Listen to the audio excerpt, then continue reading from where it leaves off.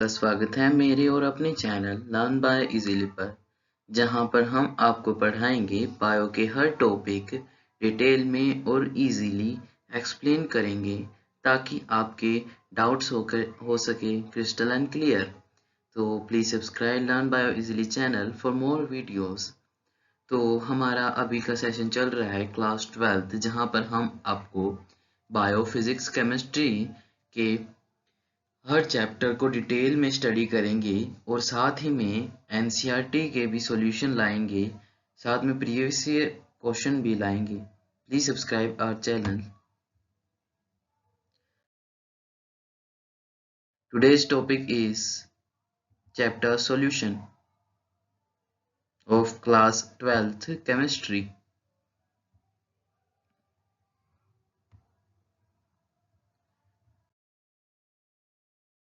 We know that solution क्या है? solution जब दो चीजें मिलकर एक solution यानी कि दो चीजों का मिक्सचर बनता है उसे सॉल्यूशन कहते हैं। सॉल्यूशन क्या है? Are homogeneous mixture of two और मोर देन टू कंपोनेंट।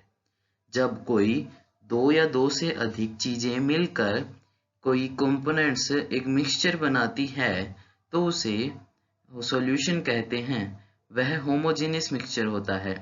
जैसे कि सॉल्यूशन में होते हैं सॉल्वेंट और सोल्यूट। जब ये दोनों कंबाइन करते हैं सॉल्यूशन बनाते हैं।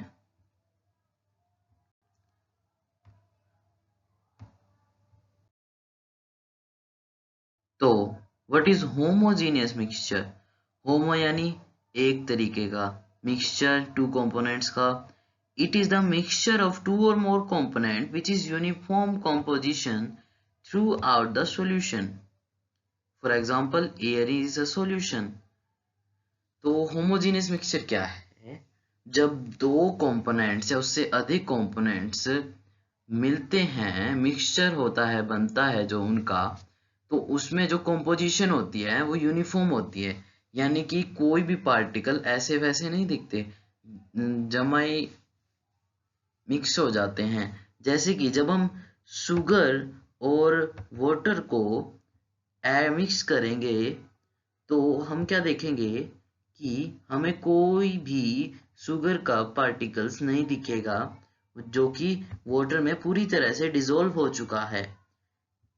वो होमोजेनियस मिक्सचर है। अगर उसमें कोई भी इम्प्योरिटीज दिखती है, जैसे कि ये शुगर का एक रह गया और बाकी शुगर डिसॉल्व हो चुकी है वाटर के अंदर, बाकी शुगर थोड़ी सी बच गई है, तो इसे हेट्रोजीनियस मिक्सचर कहेंगे क्योंकि इसकी कंपोजिशन यूनिफॉर्म नहीं है। जैसे कि solution of oil and water, हम देखते हैं कि ऑयल एक लेयर बना लेता है वाटर के ऊपर और वो पूरी तरह से डिसॉल्व नहीं होता है, कि मतलब डिसॉल्व ही नहीं होता, तो उसी को हेट्रोजीनियस मिक्सचर कहते हैं। और होमोजेनियस का एग्जांपल है air is a solution. Homogeneous mixture, air के अंदर बहुत सारी कंपोनेंट्स होते हैं जैसे nitrogen, carbon dioxide, oxygen and other pollutants which is a mixture or we can say solution. Next is some solution. कुछ सॉल्यूशन ऐसे हैं जिन्हें हम सॉल्यूशन नहीं मानते पर वो सॉल्यूशन होते हैं। कोई मेटल जैसे कि ब्रास। ब्रास कॉपर और जिंक से बना हुआ एक सॉल्यूशन है। ये हम अपने घरों में देखते हैं, ब्रास के बर्तन जो कि कॉपर और जिंक से बने होते हैं वो भी एक सॉल्यूशन होते हैं। ये एनसीईआरटी में दिया हुआ है, इंपॉर्टेंट लाइन है। एक ब्रोंज। ब्रोंज किससे बना होता है? कॉपर और टिन से ये सॉल्यूशन बनाता है, वो भी एक सॉल्यूशन होता है। जैसे कि हम ब्रोंज मेटल देखते हैं, ये एक सॉल्यूशन है मेटल्स का।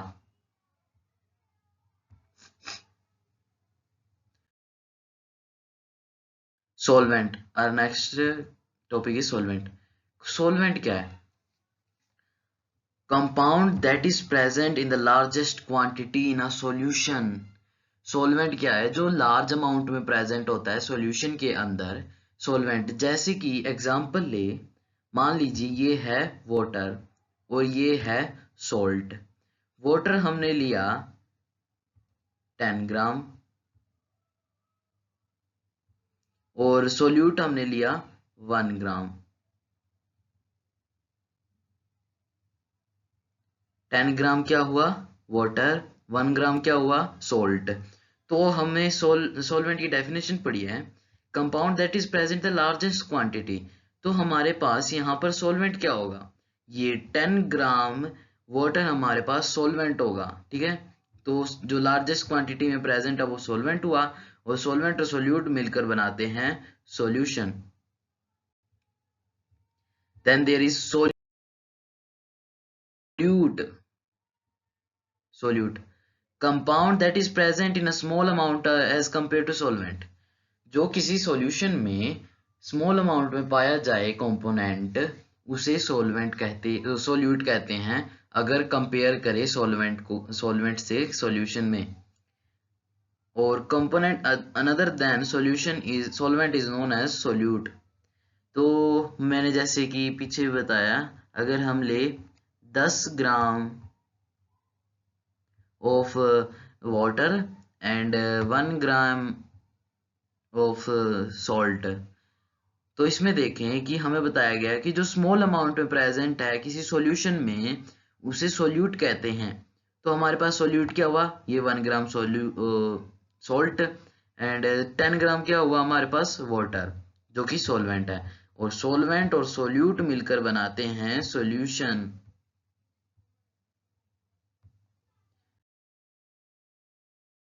Then there is binary solution. तो सबसे पहले बाइनरी क्या है, बाइनरी का मतलब होता है टू। टू यानी दो चीजें पाए जाएं सॉल्यूशन के अंदर, बाइनरी सॉल्यूशन कहा जाता है। तो if there is only one solute and one solvent is present in a solution is known as binary solution. यानी कि एक ही सोल्यूट हो और एक ही सॉल्वेंट प्रेजेंट हो और मिक्स करके बनाए सॉल्यूशन। तो जैसे कि ये है क्रिस्टल और ये हमारे पास वाटर है। जब क्रिस्टल और वाटर को मिक्स करें जो कि सॉल्यूशन बनाएगा, यहाँ पर क्रिस्टल हुआ सोल्यूट, एक ही प्रेजेंट है हमारे पास सोल्यूट, और वाटर हमारे पास सॉल्वेंट है। यहाँ पर कहा गया है कि एक ही सोल्यूट हो और एक ही सॉल्वेंट हो। तो जैसे कि एक सोल्यूट है ये क्रिस्टल, अगर हमारे पास दो सोल्यूट हो, जैसे कि ये ब्लू वाले क्रिस्टल हो गए, हमारे पास अगर रेड वाले क्रिस्टल्स हों तो वो भी सोल्यूट कहा जाएगा क्योंकि वो स्मॉल अमाउंट में है। तो अगर ये दो सोल्यूट और एक सॉल्वेंट हो गए तो फिर वो बाइनरी सॉल्यूशन नहीं रह जाता। तो इसलिए हम इसे बाइनरी सॉल्यूशन कहते हैं, क्योंकि उसके अंदर एक सोल्यूट और एक ही सॉल्वेंट प्रेजेंट है, तो इसे बाइनरी सॉल्यूशन कहते हैं। सॉल्यूशन के type, solid solution, liquid solution, gaseous solution. तो हमें ये सॉलिड सॉल्यूशन देखने से क्या पता चलता है कि सॉलिड का सॉल्यूशन होगा, यानी कि सोलवेंट जो होगा, जो लार्जेस्ट अमाउंट में प्रेजेंट होता है सॉल्यूशन के अंदर, वो सॉलिड होगा। वैसे ही लिक्विड सॉल्यूशन क्या होगा, वही जैसे कि एक सॉल्यूशन है उसमें जो सॉल्वेंट होगा वो लिक्विड होगा, और गैसियस सॉल्यूशन में जो सॉल्वेंट होगा गैस होगा। तो हम देखते हैं gaseous solution. Firstly gaseous solution, the solution in which solvent is gas।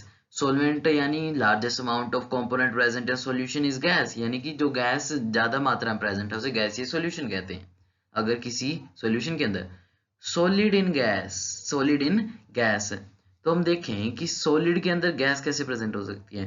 Camphor है, कैम्फर यानी कपूर की गोलियां हम नाइट्रोजन गैस के अंदर प्रिजर्व करके रखते हैं। कैम्फर वहां ज्यादा कम है और नाइट्रोजन गैस वहां पर ज्यादा है। तो ये सॉलिड इन गैस का एग्जांपल हो गया। तो अब लिक्विड इन गैस यानी कि लिक्विड प्रेजेंट है गैस के अंदर पर गैस ज्यादा है। Chloroform is a liquid mixed with nitrogen gas. ये क्लोरोफॉर्म लिक्विड हो गया और nitrogen gas gas. Gas in gas, mixture of oxygen and nitrogen, for example air is the mixture of gas, it is a gaseous solution. तो gas और gas मिलकर बनाती है gaseous solution. जहां पर गैस सॉल्वेंट हो, जहां पर liquid in gas liquid solute हो और गैस सॉल्वेंट हो।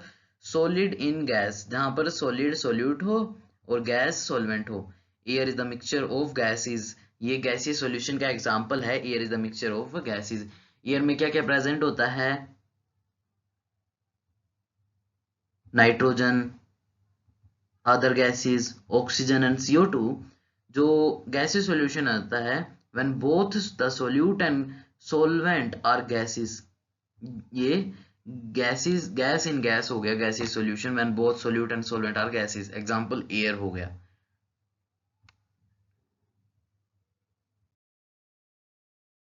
Solution: the solution in which solvent is liquid। वो सॉल्यूशन जिसमें लार्जेस्ट अमाउंट ऑफ कंपोनेंट क्या है? लिक्विड। क्या है? Liquid. Solid in liquid. Liquid के अंदर सॉलिड प्रेजेंट है एज ए सॉल्यूट। तो एग्जांपल होगा शुगर डिसॉल्व्ड इन वाटर, जहां पर शुगर क्या है? सॉल्यूट, वाटर क्या है? Solvent. Liquid in liquid, ethanol is solute dissolved in water, water is solvent। ethanol dissolved in water, which is example of liquid in liquid। gas in liquid, oxygen dissolved in water, oxygen dissolved in water। For example, in sea, the aquatic life obtain oxygen from the water, which is bind with water। Example of solutions: liquid, liquid solution, liquid cleaner। हम देखते हैं हमारे पास cleaner होता है घरों में, उसके अंदर सबसे ज्यादा मात्रा में क्या प्रेजेंट होता है? Liquid. So liquid soap, liquid soap जो लिक्विफाइड होता है, लिक्विड प्रेजेंट होता है सोप के अंदर। बॉटल्स हम जैसे कि डेटोल होता है, डेटोल होती है, वो लिक्विड सॉल्यूशन है। जैसे कि हाइड्रोजन पेरोक्साइड, ये डॉक्टर मेडिकल लाइन में यूज होता है हाइड्रोजन पेरोक्साइड। डिसइंफेक्टेंट्स, वो स्प्रे करते हैं हम जैसे इन्फेक्शन से दूर रहने के लिए। Vinegar, liquid in liquid solution. And mouthwash. Next topic are solid solution. Solid solution जिसमें सॉल्वेंट होगा सॉलिड, जो ज्यादा मात्रा में प्रेजेंट होगा कंपोनेंट सॉल्यूशन के अंदर, उसे सॉलिड कहेंगे। जैसे कि अगर हम एग्जांपल ले सॉलिड सॉल्यूशन का, अगर देखें तो बहुत सारी चीनी लेंगे और उसमें 1 चम्मच पानी डालेंगे, तो हम देखेंगे कि सॉलिड जो शुगर है उस पर कुछ ज्यादा इफेक्ट नहीं पड़ता, जहां पर शुगर ज्यादा मात्रा में प्रेजेंट है। इसीलिए the solution in which solvent is solid, ज्यादा मात्रा में। Solid and solid. Copper dissolved in gold is an example of solid solution। ornamental gold, जो हमारे घरों में ज्वेलरी होती है, ज्वेलरी शॉप से ज्वेलरी मिलती है, हमें खरीद कर लाते हैं, वो कॉपर डिसॉल्व्ड इन गोल्ड होता है। थोड़ा सा कॉपर, कुछ अमाउंट ऑफ कॉपर डिसॉल्व्ड होता है गोल्ड में। हमें पता ही है कि कोई भी गोल्ड अगर हम ज्वेलरी शॉप से लें, वो कभी भी प्योर गोल्ड नहीं होता है, उसके अंदर कुछ amount of copper is present और एनीथिंग। क्योंकि अगर गोल्ड प्योर फॉर्म में होगा तो वो आसानी से टूट जाएगा। इसीलिए लिक्विड इन सॉलिड, जहां पर सॉल्यूट लिक्विड है, सॉलिड सॉल्वेंट है। Amalgam of mercury in with sodium. Amalgam of mercury, mercury is in liquid form and with sodium। gas in solid, gas in solid, gas is present। solution of hydrogen in palladium is an example of solid solution, gas in solid। example of solution: toothpaste, toothpaste consists more solid but it contains slurry form liquid। salt water, salt water अगर हम example है salt water यानी कि जिसमें salt ज्यादा हो और water कम amount में हो। शुगर वाटर, जिसमें शुगर ज्यादा हो और वाटर कम अमाउंट में हो। स्वीटेंड टी और कॉफी।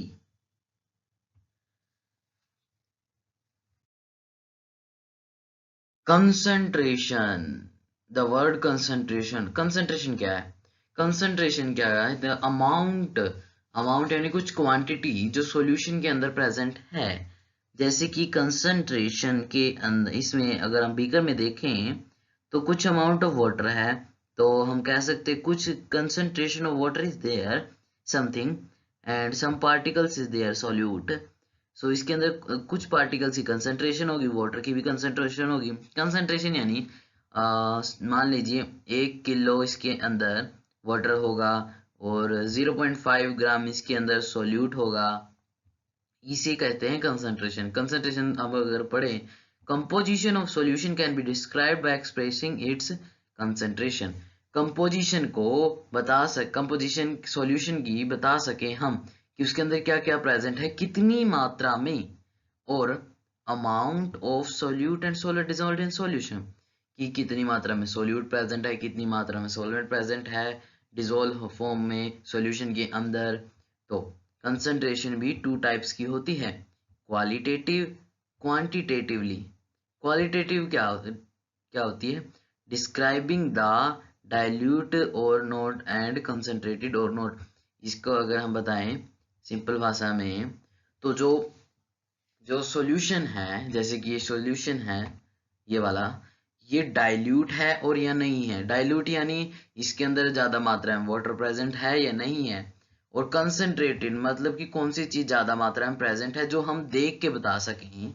वो क्वालिटेटिवली, क्वालिटी को पहचान के वो क्वालिटेटिवली कंसंट्रेशन प्रेजेंट वो टाइप है इसकी। और फिर आता है quantitatively, quantitatively telling the actual amount of components exactly.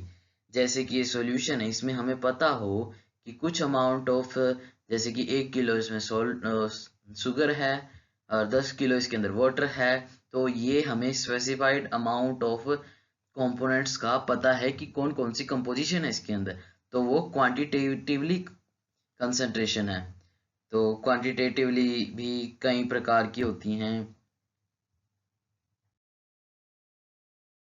Quantitative concentration, mass percentage, volume percentage, mass by volume percentage, parts per million, mole fraction, molarity and molality। जो ये कुछ टॉपिक इनमें से हमने 11th क्लास में भी पढ़े हुए हैं, तो हमें बहुत आसानी होगी पढ़ने में।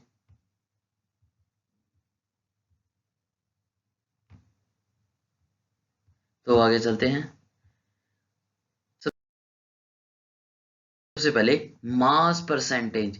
तो हम देखें मास परसेंटेज क्या, जो परसेंटेज मास की प्रेजेंट हो कंपोनेंट की एक सॉल्यूशन में, तो मास परसेंट कैसे कैलकुलेट करते हैं? Mass percent of a component equal to mass of the component in solution upon में total mass of solution and multiply 100। तो जो मास ऑफ परसेंटेज कंपोनेंट की निकालनी है, तो मास ऑफ कंपोनेंट जिसका हमें निकालनी है परसेंटेज, और जो टोटल मास ऑफ सॉल्यूशन है, टोटल मास ऑफ सॉल्यूशन है, और गुना कर देंगे उसकी 100 से मल्टीप्लाई कर देंगे। और for example 10% of solution of glucose in water, 10% of solution of glucose in water, यानी कि 10% ग्लूकोज प्रेजेंट है वाटर के अंदर एक सॉल्यूशन में। तो इसका मतलब 10 ग्राम ग्लूकोज होगी और डिसोल्व किस में होगी, 90 ग्राम ऑफ वाटर में, और बना रहा है क्या, 100 gram of solution.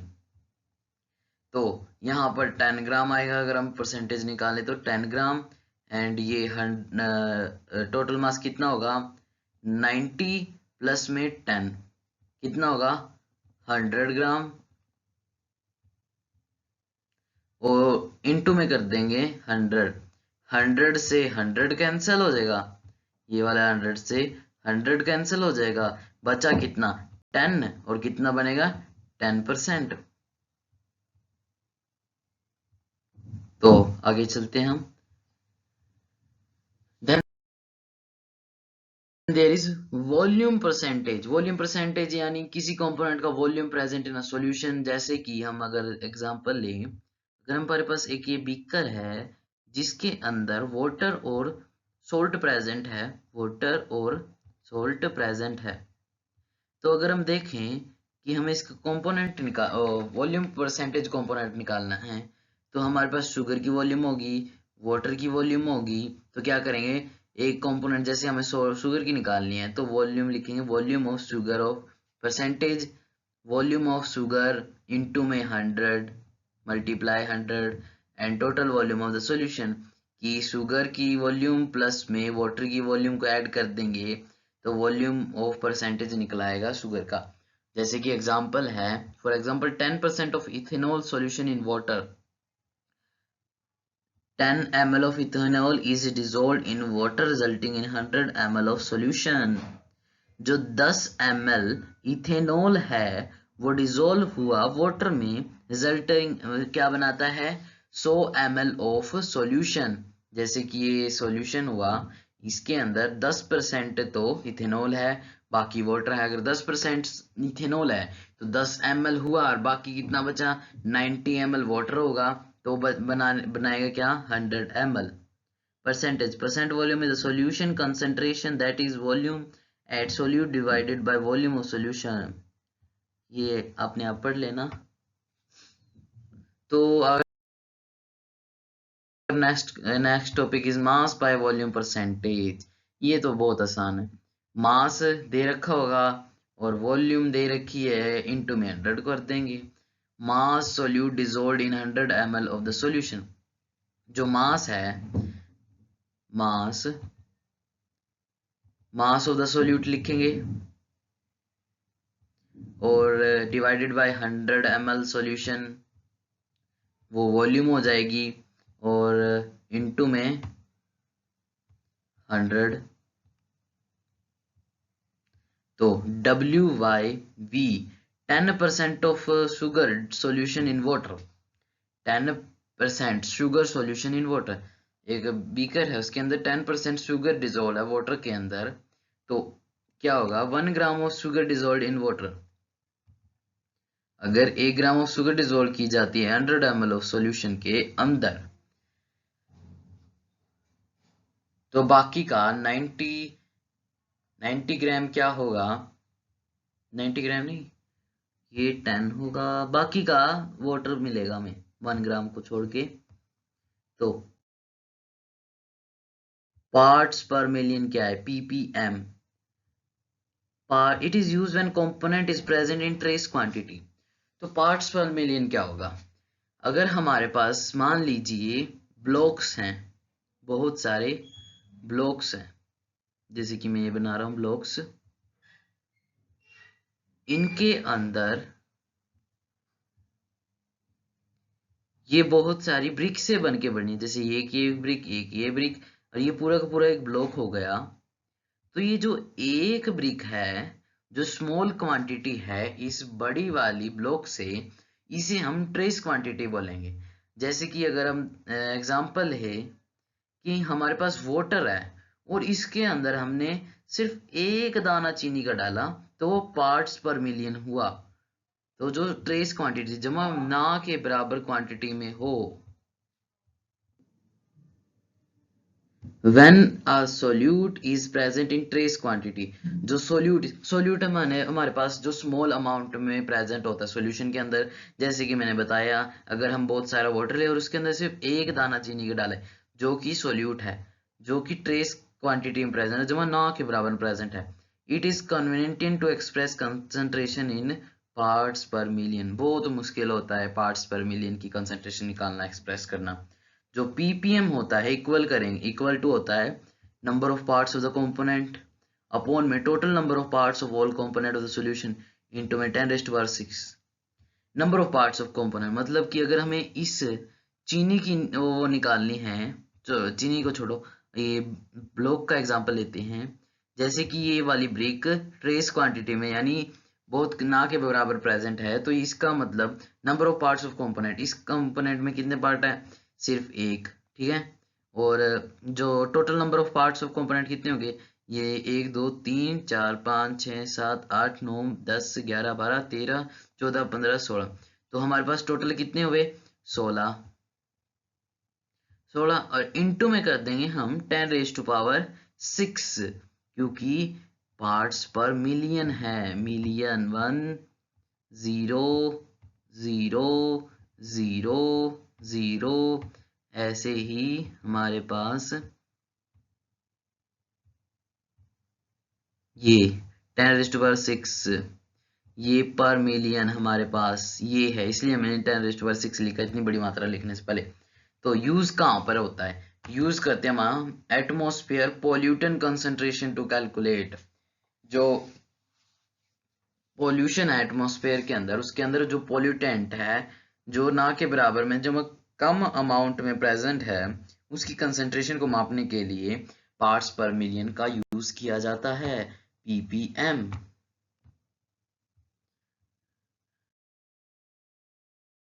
Mole fraction, इससे तो हम भली भांति परिचित हैं। मोल फ्रैक्शन क्या, फ्रैक्शन क्या होती है? सबसे पहले तो किसी चीज के डिवाइड में, किसी चीज जैसे कि 1/2, 1/2, तो ये फ्रैक्शन होगी। तो हमारे पास क्या मोल, तो हमारे पास क्या होगा? Number of moles, total number of moles, total number of moles. तो मोल फ्रैक्शन ऑफ कंपोनेंट, किसी कंपोनेंट की मोल फ्रैक्शन निकालनी हो तो number of moles of the component, की कंपोनेंट के कितने मोल्स हैं, और total number of all component present in it, की टोटल नंबर ऑफ, जैसे कि हम एग्जांपल ले, एक वो बीकर है, उसके अंदर वाटर है H2O, और उसके अंदर है CO2। CO2 और H2O दोनों हैं, तो CO2 मान लेते हैं हम, CO2 और H2O। तो हमें CO2 की मोल फ्रैक्शन निकालनी है, तो मोल fraction of CO2, number of moles of CO2, number of moles of CO2 and total number of moles of the component. तो CO2 और H2O के मोल्स को ऐड कर देंगे तो हमारे पास mole fraction of the component आ जाएगी, और इसको डिनोट किया जाता है ग्रीक एक्स। एक्स ऐसे नहीं होता, ये मैंने टाइप करते हुए ऐसे लिखा है। एक्स कुछ इस प्रकार होता है, जिसे हम काई बोलते हैं, काई, CHI, chi. Chi A equal to number of moles of A, number of moles plus number of moles B, तो ये टोटल हो गया। हमने, अगर हमारे पास दो चीजें दे रखी है कि हमें दोनों कंपोनेंट्स की मोल फ्रैक्शन निकालनी है, तो हमारे पास सबसे पहले हम ए कंपोनेंट्स की मोल फ्रैक्शन निकाल लेंगे। तो हमारे पास एक और फॉर्मूला है XA, mole fraction of A plus mole fraction of B equal to 1। जो अगर हमारे पास मोल फ्रैक्शन ऑफ ए मिल जाता है और हमें मोल फ्रैक्शन ऑफ बी भी निकालने के लिए बोला है, तो मोल फ्रैक्शन ए निकालने इससे निकाल लेंगे मोल फ्रैक्शन ऑफ ए। तो मोल फ्रैक्शन ऑफ बी निकालने के लिए मोल फ्रैक्शन ऑफ ए माइनस कर देंगे 1 से, मोल फ्रैक्शन ऑफ ए माइनस कर देंगे मोल फ्रैक्शन ऑफ 1 से मोल फ्रैक्शन ऑफ ए कर देंगे, जिससे कि हमारे पास आ जाएगा mole fraction of B. Okay, इसको याद रखना है, मोस्ट इंपॉर्टेंट फॉर्मूला है, जिससे आसानी होगी हमें मोल फ्रैक्शन निकालने से। तो एग्जांपल लेते हैं, calculate the mole fraction of ethylene glycol C2H6O2 in a solution containing 20% of C2H6O2 by mass। तो हमें पूछ रखा है मोल फ्रैक्शन निकालनी है इथेलाइन ग्लाइकोल की इन अ सॉल्यूशन, जिसमें 20% तो इथेलाइन ग्लाइकोल है। तो सबसे पहले हम late us assume 100 gram of solution. मेरी बात ध्यान से सुनो, जब भी हमें कोई परसेंटेज दे रखी हो, हम केमिस्ट्री के सॉल्यूशन में एग्जाम्पल, जैसे कि एग्जाम्पल है, किसी भी क्वेश्चन में अगर परसेंटेज दे रखी हो, जैसे कि 20% इसमें पाया जाता है सॉल्यूशन के अंदर ये, तो हम क्या करेंगे, हर बार let us assume 100 gram of solution, तो उसके अंदर हम कहेंगे 20 ग्राम तो इथेलाइन ग्लाइकोल प्रेजेंट है, 80 ग्राम वाटर प्रेजेंट है। इससे हमारा काम आसान हो जाता है। तो 20 ग्राम ऑफ इथेलाइन ग्लाइकोल है और हमें मोल फ्रैक्शन निकालनी है। मोल फ्रैक्शन का फॉर्मूला क्या है, नंबर ऑफ मोल्स अपॉन में टोटल नंबर ऑफ मोल्स। तो 20 ग्राम ऑफ इथाइलाइन ग्लाइकोल का हम नंबर ऑफ मोल्स निकाल लेंगे, तो इथाइलाइन ग्लाइकोल C2 पहले इसका मोलर मास निकालेंगे इथाइलाइन ग्लाइकोल का। तो कार्बन के 2 एटम हैं, तो उसका मोलिकुलर मास कार्बन का कितना होता है, 12, और 2 कार्बन के एटम है तो 12 12 दूनी 24। तो हमारे पास 24 ये आ गया, हाइड्रोजन के 6, तो हाइड्रोजन में एक एटम में एक ही मास होता है, तो 6 आ जाएगा। और O2 का होता है 16 ग्राम एक ऑक्सीजन के एटम में, तो 2 एटम दे रखे हमारे पास, तो 16 दूनी 32, तो इनको जोड़कर हमारे पास आता है 62 ग्राम मोल। तो नंबर ऑफ मोल्स कैसे निकालते हैं? हमारे पास, हमें पता है नंबर ऑफ मोल्स निकालने के लिए नंबर गिवन मास अपॉन में molar mass, actual molar mass. तो हमारे पास क्या है, इथिलाइन ग्लाइकोल का 20 ग्राम है और 62 ग्राम हमें निकाला है मोलर मास एक्चुअल जो है, तो 0.322 मोल्स निकल आए हमारा नंबर ऑफ मोल्स, ठीक है। और numbers of moles molar mass of H2O 2 + 16 18 gram, क्योंकि हाइड्रोजन 2 और ऑक्सीजन 16 80 ग्राम पर mole. Number of moles of water निकालने के लिए हमारे पास 18 ग्राम वाटर है बटे में 62, sorry, number of moles here, it will be 18, it will be 18 here, it will be 18 here, so तो कैलकुलेशन करेंगे तो 2 में 18, 2 चौके 8, ठीक है, 9 एकम 9, 18 29 9 चुके 36, 4.4 मोल आएंगे हमारे पास। ये 62 गलती से लिखा गया, यहाँ पर 80 आएगा, 4.4 मोल आएंगे number of moles of water. तो हमारे पास मोल फ्रैक्शन निकालने के लिए क्या है कि जो हमारे पास कंपोनेंट है उसका मोल बटे में जो कंपोनेंट का टोटल सॉल्यूशन के अंदर जितने भी कंपोनेंट्स हैं उसका टोटल वॉल्यूम। जैसे कि हमें निकालना है इथिलाइन ग्लाइकोल का, तो ऊपर लिखेंगे 0.322 मोल्स और एडिशन कर देंगे 0.3322 एंड 4.4, तो हमारे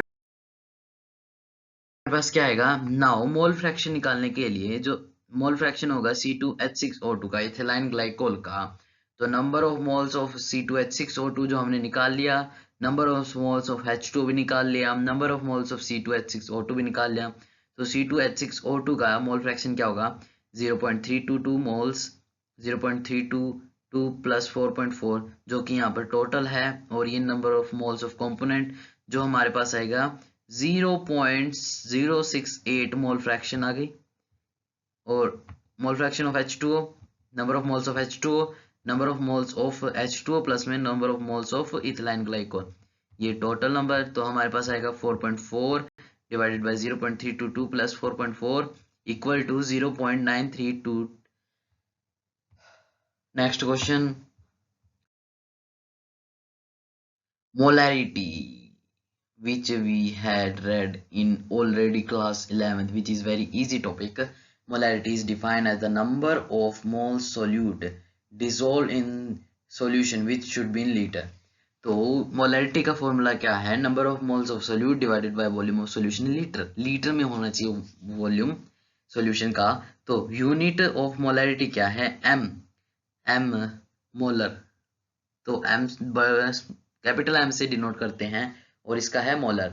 फॉर एग्जांपल 0.2 मोलर और molarity solution of NaOH means that 0.25 moles of NaOH has been dissolved in 1 liter। तो 0.2 मोल्स का मोलर का मतलब है 0.25 moles NaOH has been dissolved in 1 liter of the solution. This is the formula of the molarity which is will used in questions. So our question is calculate the molarity of the solution containing 5 gram of NaOH in 450 ml solution। तो सबसे पहले molarity निकालने के लिए हमें चाहिएगा molar mass, जिससे कि हम नंबर ऑफ मोल्स निकाल पाएंगे। तो मोलर मास निकालने के लिए हमारे पास NaOH का मोलर मास एंड सोडियम का molecular mass 23 and oxygen 16 and hydrogen 1, तो बनेगा 40 ग्राम। ये हमें राउंड फिगर करके ये वैल्यू ली है ताकि हमारा पॉइंट्स में ज़्यादा पॉइंट्स में ना आए, पेचीदा कैलकुलेशन ना हो, इसलिए हमने ये लिया है। तो मोलैरिटी का formula number of moles of solute volume of the solution in litre. तो यहाँ पर हमने डायरेक्ट मोल्स लिख दिए। तो अगर हम कैलकुलेट करें नंबर ऑफ मोल्स के लिए, नंबर ऑफ मोल्स के लिए, तो हमारे पास क्या आएगा कि 5 ग्राम गिवन मास अपॉन में actual molar mass is 40। So 5 1 जा 5, 5 8 जा 14, 5 8 जा 14, तो 1/8 है। तो जब इसको करेंगे डिवाइड तो 0.12 मोल्स आएगा और डिवाइडेड बाय 450 ml। और हमारे पास मोलैरिटी निकालने के लिए लीटर में होना चाहिए सॉल्यूशन। तो 450 ml दे रखा है, तो 450 ml को जब 1000 से डिवाइड करेंगे तो हमारे पास लीटर में आ जाएगा। तो जब ये डिवाइड में थे तो ये ऊपर जाके मल्टीप्लाई हो गया, तो हमने ऐसे सीधा लिख दिया इसको। तो 10 से 10 कैंसिल होगी और ये जो 2 0 है ये भी नीचे आएगी, तो ये 2 0 से ये वाली 2 0 कैंसिल हो जाएगी, तो बचा 12/450। इसको डिवाइड करने के बाद हमारे पास आता है 0.26 मोलैरिटी से सॉल्यूशन के अंदर है NaOH की 0.26 molarity. So her next topic is molality. बहुत बच्चे कंफ्यूज हो जाते हैं, मोलैरिटी और मोलैलिटी में फर्क क्या है। मोलैरिटी में तो number of moles divided by volume का सॉल्यूशन इन लीटर में है, और इसमें है सोल्यूट का केजी में। It is defined as the number of moles of the solute पर केजी ऑफ सोल्यूट। वहां पर जो डिवाइडेड में था वो volume of the solution in litre था, यहाँ पर केजी में आ जाता mass of the solute. Okay, यहाँ पर सोल्यूट है, ठीक है ना, वहां पर टोटल था। यूनिट ऑफ मोलैलिटी एम और स्मॉल एम है और मोल पर KG. For example 1 molality solution of potassium chloride means that 1 mole of KCl is dissolved in 1 kg of water। 1 mole of KCl dissolve किया गया है 1 kg वाटर के अंदर। Example calculate molality of 2.5 gram of ethanoic acid in 75 gram of benzene. तो हमारे पास formula है molality का number of moles of the solute और डिवाइडेड बाय सोल्यूट पर केजी प्रेजेंट होना मास ऑफ द सोल्यूट। तो मोलैलिटी का formula number of mole solute upon में mass of the solvent in kg. तो number of moles of solute निकालने के लिए हमारे पास क्या है, इथेनोइक एसिड का नंबर ऑफ मोल्स निकालेंगे। तो सबसे पहले हम लिखेंगे मोलर मास निकालेंगे जो कि 60 ग्राम आएगा, क्योंकि C12 क्योंकि 2 कार्बन है तो 12 2 24 प्लस हाइड्रोजन 2 है, तो हाइड्रोजन 4 हैं सॉरी हाइड्रोजन 4 है तो 4 और प्लस में 2 oxygen 1 oxygen atom contain 16 molecular mass, तो 2 ऑक्सीजन कंटेन 16 दूनी 32 32 molecular mass of the oxygen. तो हमारे पास आता है 16 ग्राम टोटल। तो नंबर ऑफ मोल्स निकालेंगे तो 2.5 डिवाइडेड बाय 16, तो 1/24 इक्वल टू 0.041 मोल्स आएगा इथेनोइक एसिड का। तो मोलैरिटी निकालेंगे तो 0.41 moles divided bye 75 gram divided by 1000, क्योंकि 75 ग्राम दे रखा है तो इसको सबसे पहले केजी में भी कन्वर्ट करेंगे हम, क्या केजी में कन्वर्ट करेंगे, ठीक है नहीं। तो 75 डिवाइडेड बाय 1000 ऊपर चला जाएगा और नीचे ये जब पॉइंट हटाएंगे तो 1000 और आएगा, तो 1000 से 1000 कट जाएगा, ये वाला 1000 से ये वाला 1000 कट जाएगा।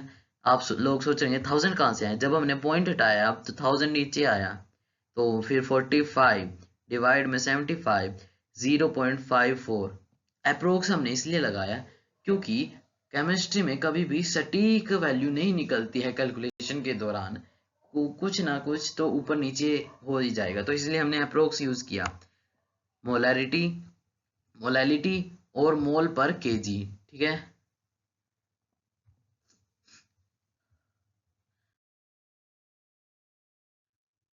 Mass percentage of benzene. Example: calculate the mass percent of benzene C6H6 and carbon tetrachloride if 20 gram of benzene is dissolved in 122 gram of carbon tetrachloride. Mass percentage कैसे निकालते हैं, हमें पता है। मास परसेंट लिखेंगे, mass percent of component divided equal to mass of component divided by total mass of the component in solution into में 100, वही है। तो 22 मास ऑफ बेंजीन और divided by total mass 120 plus में 22 ग्राम इनटू में 100, तो 15.28% आ जाएगा। और फिर हम निकालेंगे कार्बन टेट्राक्लोराइड का मास परसेंट, तो हमारे पास ये आएगा 122 डिवाइडेड बाय 22 प्लस 122 इंटू में 100, जो कि हमारे पास आएगा 84.72% मास percent.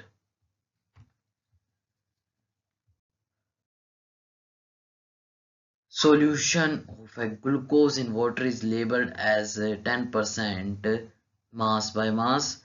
What would be the molality? Molality जाननी है, mole fraction जानना है, each compound in the solution.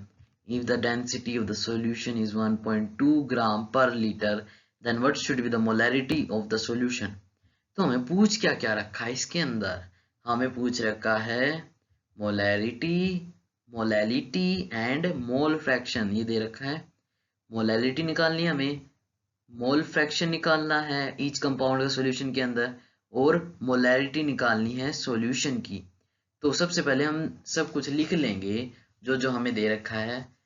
तो सबसे पहले देखो 10%, मैंने पीछे भी बताया था, अगर आपको परसेंटेज में कोई चीज़ दे रखी है कैलकुलेशन के दौरान, इसमें प्रॉब्लम में सम्स के अंदर जो न्यूमेरिकल्स होते हैं केमिस्ट्री के अंदर, अगर 10% दे रखा है और हमें इनमें मोलैरिटी निकालनी है तो 10% हो, तो अज्यूम कर लेंगे, लेट अज्यूम सॉल्यूशन इज 100 ग्राम, तो हमें इजी हो जाता है जानने के लिए। तो ग्लूकोज कितना दे रखा है 10%, तो 10 ग्राम लिख लेंगे।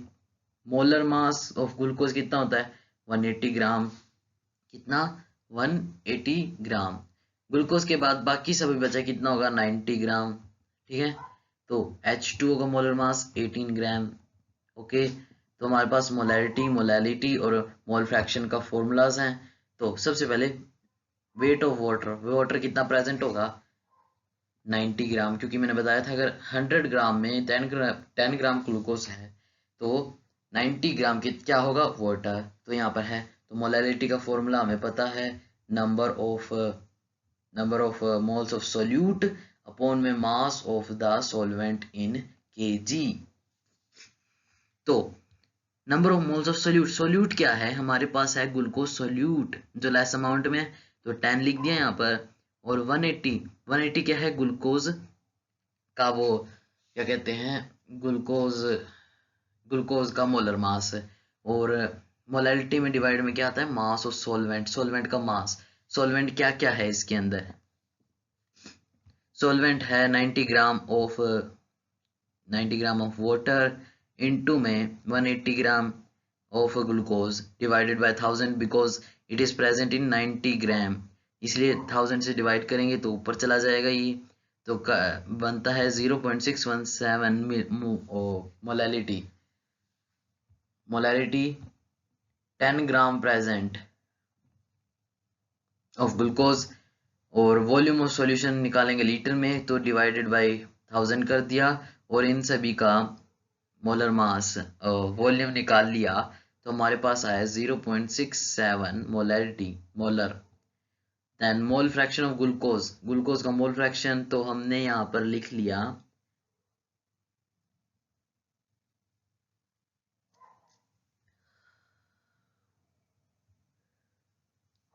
ये मोल फ्रैक्शन ऑफ ग्लूकोज, ग्लूकोज का निकालना है, तो ग्लूकोज का मोलर मास कितना है, नंबर ऑफ मोल्स निकालना था ग्लूकोज का 1/10, 10 divided by, this is 10 here, 10 divided by 180, number of moles यहाँ पर 10 divided by 180 plus 90 divided by 18 because we have to find total number of moles of the component.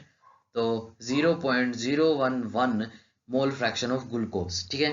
Mole fraction of water तो 19 divided by 18 number of moles find करने के लिए 10 divided by 180 19 divided by 180 तो 0.989 हमारे पास mole fraction of water आ गया.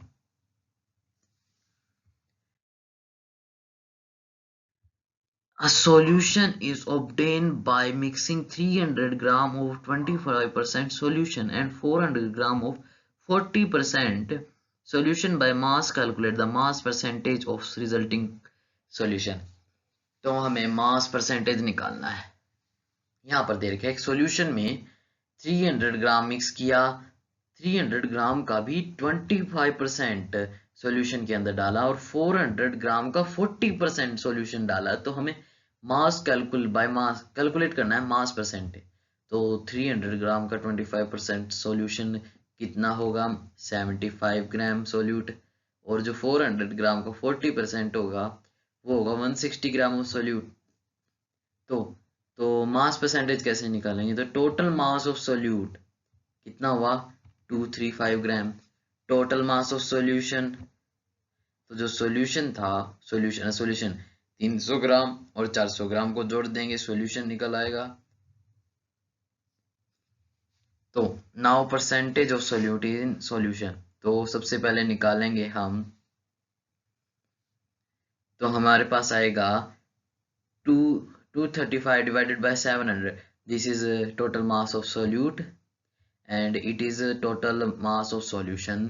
तो हमारे पास सोल्यूट है 235 एंड सॉल्यूशन 700, तो इनटू में 100 तो 33.5% सॉल्यूशन आ जाएगा. और जो सॉल्वेंट होगा परसेंटेज ऑफ वाटर, जो बाकी बचा वाटर है उसके अंदर, तो 60.5% क्या होगा हमारे पास वाटर होगा मास परसेंट, क्योंकि 100 में से डायरेक्टली माइनस कर देंगे 33.5%. ओके.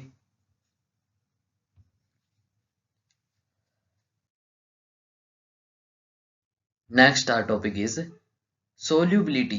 सोल्यूबिलिटी क्या है, सोल्यूबिलिटी की कोई भी चीज उसके अंदर डिसोल्व हो जाए, सोल्यूबल हो, तो सोल्यूबिलिटी के लिए like dissolve like, unlike dissolve unlike, यानी कि जो अपने जैसा मटेरियल नेचर रखता होगा कोई भी सोल्यूट एंड सोलवेंट, तो उसी चीज को वह अपने आप में ही डिसोल्व करेगा, ठीक है ना. तो it is the maximum amount that can be dissolved in a specified amount of solvent. Solubility क्या है कि कोई भी चीज है, जैसे कि ये ग्लास है, इसके अंदर अगर वाटर प्रेजेंट है तो हम अगर शुगर डालते जाएंगे घोलते जाएंगे डालते जाएंगे घोलते जाएंगे, तो एक ऐसा टाइम आएगा जब शुगर घुलना बंद हो जाएगी, शुगर घुलना बंद हो जाएगी. इसी को सोलिबिलिटी कहते हैं. फैक्टर अफेक्टिंग सोलिबिलिटी, तो कौन कौन सी फैक्टर्स हैं जो सोल्यूबिलिटी को अफेक्ट करते हैं. Nature of solute and solvent, की नेचर कैसा है सोल्यूट और सोलवेंट के, जैसे मैंने बताया कि लाइक डिसोल्व लाइक. अगर हम ऑयल लेंगे और वाटर लेंगे तो वो डिसोल्व नहीं होंगे, क्योंकि ऑयल और वाटर का नेचर अलग अलग है.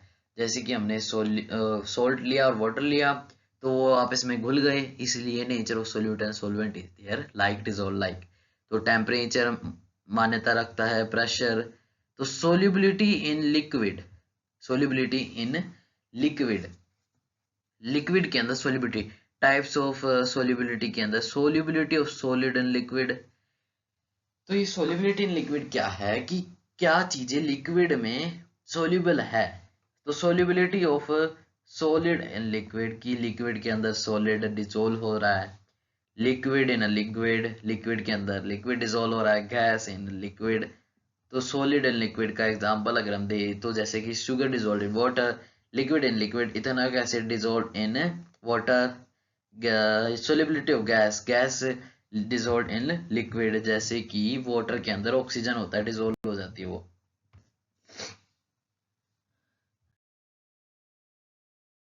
Solubility of solid in liquid, ये डिटेल में पढ़ेंगे हम. Solid in a liquid solubility, when a solid state solute is added to the solvent, same solute dissolved in and its concentration increases in solution. तो जो solid solute था वो solvent के अंदर ऐड किया गया और सोल्यूट की कंसंट्रेशन बढ़ जाती है सॉल्यूशन के अंदर. This process is known as dissolution. Dissolution यानी सोल्यूट ऐड किया और वो डिसॉल्व हो जाता है, उसे डिसोल्यूशन कहते हैं. तो जो some solute particles in solution collide with a solid solute particle and get separated out of solution. जो सम सोल्यूट पार्टिकल्स हैं वो कोलाइड कर जाते हैं, यानी कि रिपेल ईच अदर. यानी कि जैसे कि अगर हम एग्जांपल लें कि अगर एक सॉल्यूशन में ए और ए है, इंटरेक्शन हो रही है दो मॉलिक्यूल्स की और वो कोलाइड कर जाते हैं यानी कि दूर दूर हो जाते हैं, अलग अलग अपने आप को सेपरेट कर लेते हैं.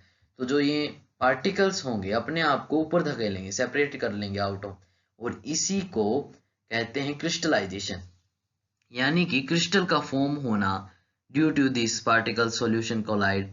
जैसे कि हम देखते हैं कि अगर हम क्रिस्टल्स के कुछ चीज़ों को गर्म करें तो वो क्रिस्टल्स की फॉर्म में आ जाते हैं और नीचे इसमें डिपॉजिट हो जाते हैं. यहाँ पर ऐसे, यहाँ पर ये क्रिस्टल्स होते हैं, इसी को क्रिस्टलाइजेशन कहते हैं. जैसे कि अगर हम देखें कि हमने सोल्यूट एंड सोलवेंट के हीट किया है और उसको फिल्टर करके एक बीकर में रख लिया और उसको ठंडा होने के लिए रख दिया, तो यहाँ पर क्रिस्टल फॉर्म हो जाते हैं उसी वाटर से, इसी को क्रिस्टलाइजेशन कहते हैं. तो when there is a dynamic equilibrium, तो सबसे पहले डायनेमिक इक्विलिब्रियम क्या है. डायनेमिक इक्विलिब्रियम को समझने के लिए डायनेमिक इक्विलिब्रियम ये है कि अगर हम इस सॉल्यूशन के अंदर कोई चीज डिसॉल्व करेंगे तब तक जब तक वो कंसंट्रेटेड ना हो जाए कि उसमें और कुछ नहीं डिसॉल्व हो सकता.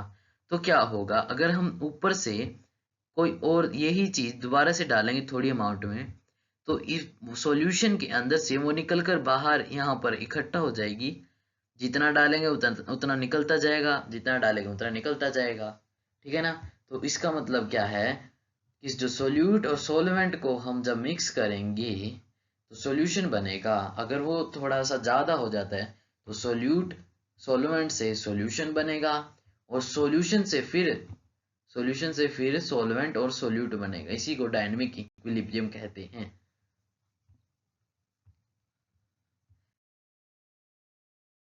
सैचुरेटेड सॉल्यूशन क्या है.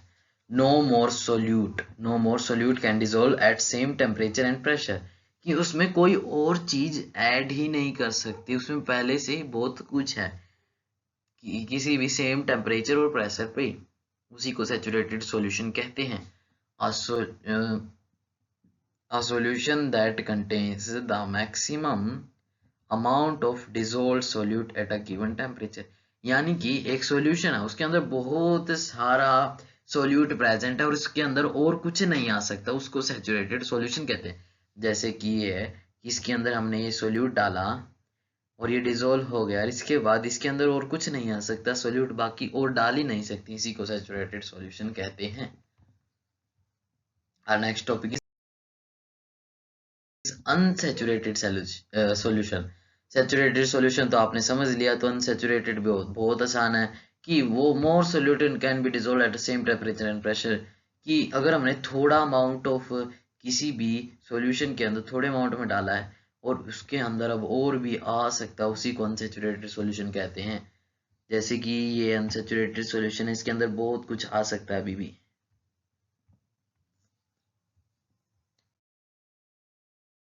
solubility of a solid in a liquid effect. जो सोल्यूबिलिटी है सॉलिड की लिक्विड को कैसे इफेक्ट करती है. टेम्परेचर इफेक्ट करता है और फॉलो करती है ली चैटलियर प्रिंसिपल. ली चैटलियर प्रिंसिपल क्या कहता है. इक्विलिब्रियम ने हमें पढ़ा था कि जो इक्विलिब्रियम को सब्जेक्ट करती है चेंज करने के लिए, तो जो रिएक्शन की डायरेक्शन होगी उस डायरेक्शन में होगी ताकि वो चेंज कर सके, वो कैंसल आउट कर सके चेंजेस को, ताकि इक्विलिब्रियम दोबारा से अटेन कर सकते. इसीलिए if the dissolution process is endothermic the solution solubility should increase with rise in temperature. अगर डिसोल्यूशन प्रोसेस एंडोथर्मिक है कि हमें हीट देनी पड़ रही है सॉल्यूशन को कि डिसोल्व हो, तो सॉल्यूशन की सोल्युबिलिटी इंक्रीज हो जाएगी राइज इन टेम्परेचर। हमने देखा हो अगर किसी सोल्ट सॉल्यूशन में जिसमें अब और सोल्ट नहीं डाला जा सकता, उसको अगर हम गर्म करेंगे तो उसके अंदर और सोल्ट डिसोल्व हो सकता है। यही वो लाइन कह रही है, the dissolution process is endothermic, the solution solubility should increase with rise in temperature. जैसे कि हम यहाँ पर दे रखा है कि कैसे राइज इन टेम्परेचर हो रहा है।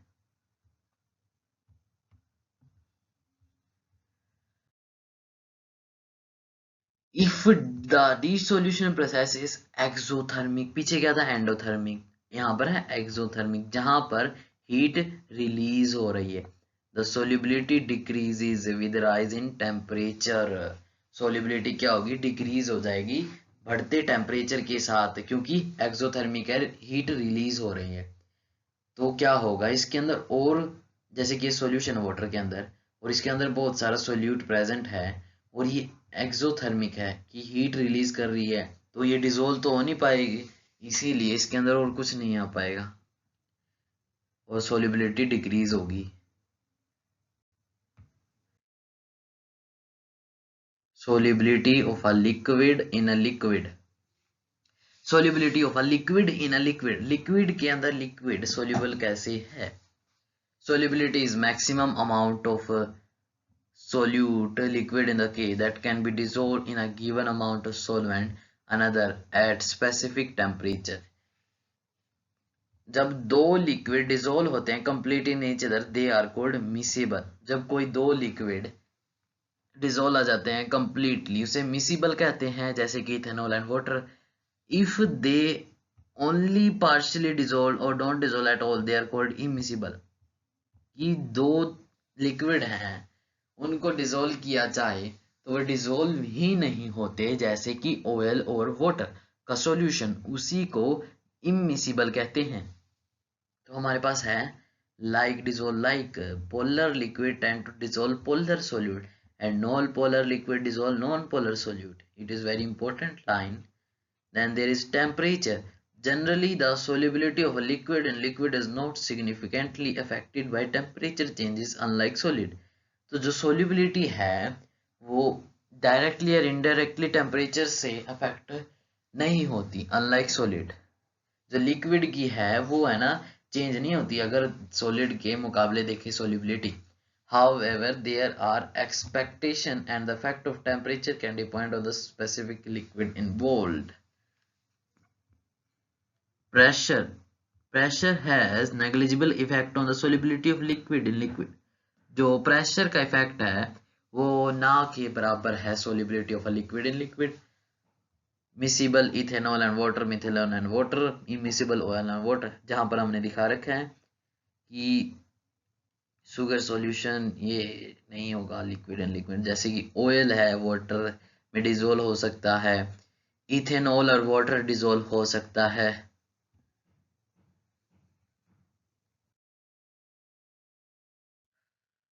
Solubility of a gas in liquid, solubility of a gas in liquid, pressure affects solubility of gas increase with increase in pressure। पीछे हमने पढ़ा था solubility of solid in liquid और liquid in liquid, जहां पर प्रेशर इफेक्ट ही नहीं करता था solubility को, तो यहाँ पर करता है इफेक्ट, गैस को इंक्रीज करता है solubility को increase in pressure, pressure increase होता है तो solubility भी इंक्रीज होती है। Henry's law क्या कहता है, the solubility of a gas in liquid is directly proportional to the partial pressure of the gas above the liquid at a constant temperature। जो solubility है गैस की लिक्विड में डायरेक्टली प्रोपोर्शन है partial pressure gas above the liquid at a constant temperature. Henry's law हमने class 11th में भी पढ़ा था। अगर मैं आपको एग्जांपल दूं तो जो कोका कोला बोतल होती है उसके अंदर CO2 डिसोल्व होती है हाई प्रेशर के अंडर में। जब हम उसे खोलते हैं तो उसके अंदर से CO2 फिजिस आउट, बबल आउट, क्योंकि अंदर का प्रेशर लोअर हो जाता है और CO2 बाहर निकलने के लिए और दम लगाती है, हाइयर हो जाता है बाहर का प्रेशर, तो high pressure to lower pressure, तो इसीलिए bubbles fizz out of the coca cola बोतल।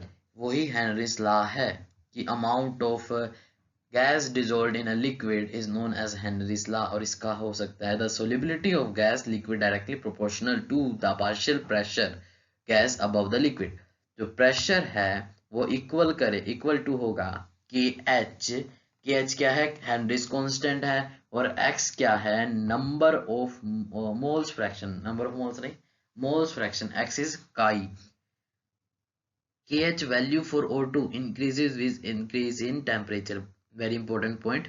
जो O2 के लिए KH की हेनरीज कांस्टेंट है वो इंक्रीज करेगी increase in temperature, so solubility decrease with increase in temperature. जो सोल्यूबिलिटी है वो डिक्रीज करेगी और इंक्रीज इन टेम्परेचर। जो अगर O2 की सोल्यूबिलिटी डिक्रीज होती है इंक्रीज इन टेम्परेचर पे। हेनरीज लॉ एप्लीकेशन कहाँ कहाँ होती है, सोडा बोतल, स्कूबा डाइवर। स्कूबा डाइवर कैसे, सोडा बोतल की तो एग्जांपल मैंने दे दिया, जैसे कोका कोला हो गया वैसे इसको सोडा बोतल होगी। स्कूबा डाइवर क्या, जो ऑक्सीजन है, ऑक्सीजन सिलेंडर जब स्कूबा डाइवर डाइव करते हैं समुद्र के अंदर तो वहां पर बहुत ज्यादा प्रेशर होता है जिससे कि हमारे फेफड़े कोलैप्स भी कर सकते हैं। इसीलिए कोलैप्सिंग को बचाने के लिए, लंग्स कोलैप्स ना करें, तो O2 को, ऑक्सीजन सिलेंडर को थोड़ा डाइल्यूट कर दिया जाता है, उसके अंदर थोड़ी नाइट्रोजन गैस भी ऐड कर दी जाती है और उसको डाइल्यूट कर दिया जाता है ताकि स्कूबा डाइवर को बचाया जा सके, ताकि हमारे लंग्स कोलैप्स ना कर सके। और जब वो बाहर आता है तो उसमें बहुत चांसेस होते हैं उसके डेथ के।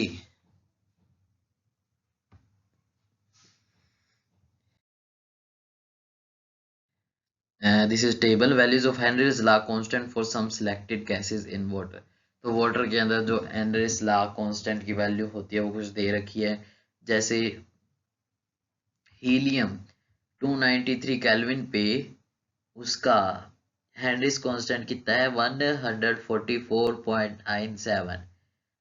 हाइड्रोजन का टेम्परेचर 293 केल्विन पर 69.16 हेनरीज कांस्टेंट है, वैल्यू है। नाइट्रोजन की 293 केल्विन पे 76.48 हेनरीज कांस्टेंट है, और N2 अगेन 303 88.84 केल्विन ये, और 88.4 हेनरीज कांस्टेंट। O2 ऑक्सीजन 293 34.86, कभी कभार O2 303 पे 46.82 हेनरीज कांस्टेंट आता है। गैस है आर्गन की 298 केल्विन पे 40.3 हेनरीज कांस्टेंट वैल्यू होती है। CO2 की 298 केल्विन पे 1.67 वैल्यू होती है। फॉर्मेल्डिहाइड की 298 केल्विन पे 1.83 इंटू 10⁻⁻5। मीथेन की 298 केल्विन पे 0.413 हेनरीज कांस्टेंट वैल्यू होती है। विनाइल क्लोराइड 298 केल्विन पे 0.611 हेनरीज कांस्टेंट होता है।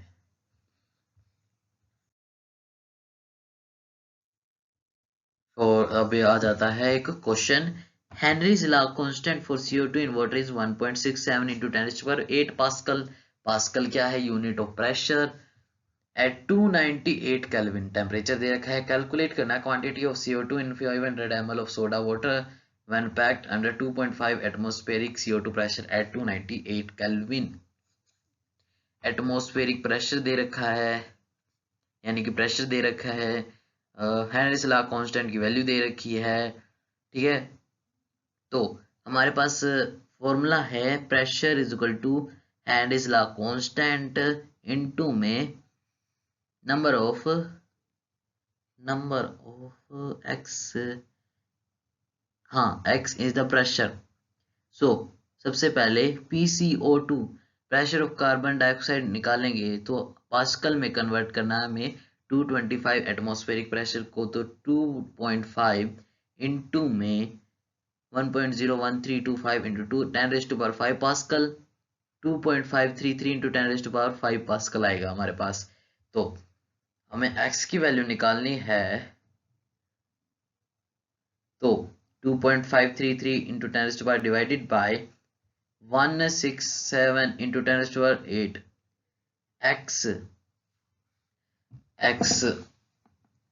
x is mole fraction, so n number of moles of CO2 plus में total number of the CO2 and H2 moles। तो अगर H2O 500 है तो H2O moles कितने होंगे 500 by 18 तो 27.78 आ गया। तो फिर 0.00152 ये क्या है, हमारे पास ये वैल्यू आई है x की। तो x is equal to number of moles of CO2 divided by NCO2 plus 27.72। Okay, तो अगर हम number of moles of CO2 निकाले तो 0.042, तो moles of CO2 equal two moles into molar mass 0.042 into 44 1.848 हमारे पास वैल्यू आ जाती है CO2 की quantity 1.848 gram of CO2 is dissolved in 500 ml of soda water when packed under 2.5 atmospheric pressure। So vapour pressure क्या है? Vapour pressure of liquid solution. पहले सबसे पहले volatile substance क्या होता है? The substance when heated convert into vapours. Non volatile the substance when heated converts into vapour. जो substance heat किए जाते हैं और वेपर में कन्वर्ट हो जाते हैं, जो सब्सटेंस हीट किए जाते हैं नहीं होते कन्वर्ट, उसे नॉन वोलेटाइल कहते हैं। At given temperature, the vapor pressure of a liquid is pressure exerted by vapors in equilibrium with the liquid solution. The partial vapor pressure of each component in a solution of a volatile liquid is precisely proportional to its mole fraction according to Raoult's law। तो जो pressure A equal to होगा mole fraction into में pressure A। तो vapour pressure is also known as pressure exhibited by vapour present above a liquid surface is known as vapour pressure. जैसे कि ये vapour बने तो ये वेपर्स इसके सरफेस पे एक फोर्स लगाएगा, प्रेशर एक्सिबिट करेगा, उसी को वेपर प्रेशर कहते हैं। Dalton law of partial pressure क्या है? According to Dalton law of partial pressure, the total pressure by a mixture of gases is equal to the sum of the partial pressure of each constituent gases. The partial pressure is defined as the pressure each gas would exert if it alone occupied the volume of the mixture at the same temperature। Dalton law क्या कहता है? जो total pressure है mixture of gases का equal होगा partial pressure of each constituent gas. जैसे कि इसमें से पढ़ें तो डाल्टन लॉ का पार्शियल प्रेशर क्या है? टोटल प्रेशर होगा वो इक्वल टू होगा ईच कॉन्स्टिट्यूएंट के पार्शियल प्रेशर से। जैसे कि P partial of pressure of A, pressure of B, pressure of C। इसी को Dalton law of partial pressure भी कहते हैं, जहां पर total pressure of a mixture of gases equal to the sum of the partial pressure of each constituent gases। The partial pressure is defined as the pressure each gas would exert if it alone occupied the volume of the mixture at the same temperature। So vapor pressure and mole fraction plot क्या कहता है?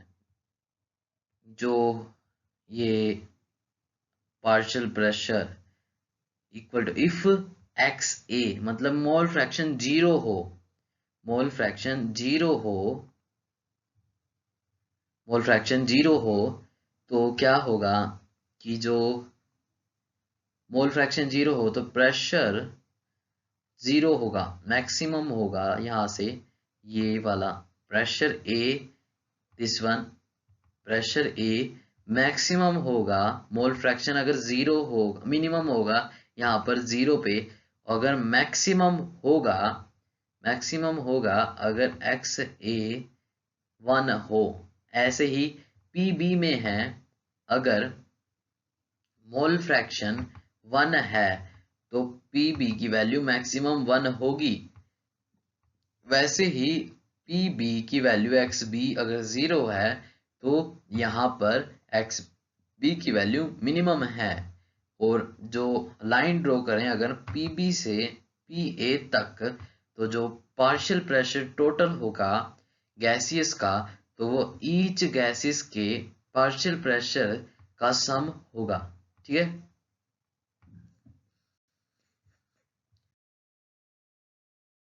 Dalton law of partial pressure. Dalton law, partial pressure of gas equal to mole fraction into total pressure of gas. Pa is equal to mole fraction into my total pressure of gas. Pv is equal to mole fraction into my total pressure. Y and Y give is mole fraction in vapor phase. Y and Yb is mole fraction. Xa and Xk gives liquid phase का mole fraction. So routes law क्या कहता है? Special case Henry's law. ये एक routes law special case है Henry's law का, इन दोनों में रिलेशन है ये। तो routes law is a special case of Henry's law.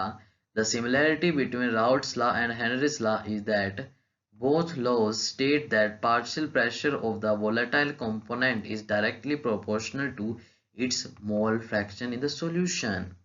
तो ये क्या कहता है? तो राउट्स लॉ की स्पेशल केस है, जो राउट्स लॉ है, हेनरीज लॉ, बोथ लॉ में स्टेट करता है जो पार्शियल प्रेशर है वो इक्वल है, डायरेक्टली प्रोपोर्शनल है मोल फ्रैक्शन ऑफ द सॉल्यूशन के। जो पार्शियल प्रेशर है वो डायरेक्टली प्रोपोर्शनल है किसके? Mole fraction of the solution. तो Raoult law can be seen as special case of Henry's law when the solute, the substance being dissolved, is also solvent and the solution is very dilute in this solution. The proportionality constant is Henry's law, which account for the specific interaction between the gas and liquid become equal to the vapor pressure of the pure solvent. When the Henry's constant Kh is equal to the vapor pressure of the pure solvent,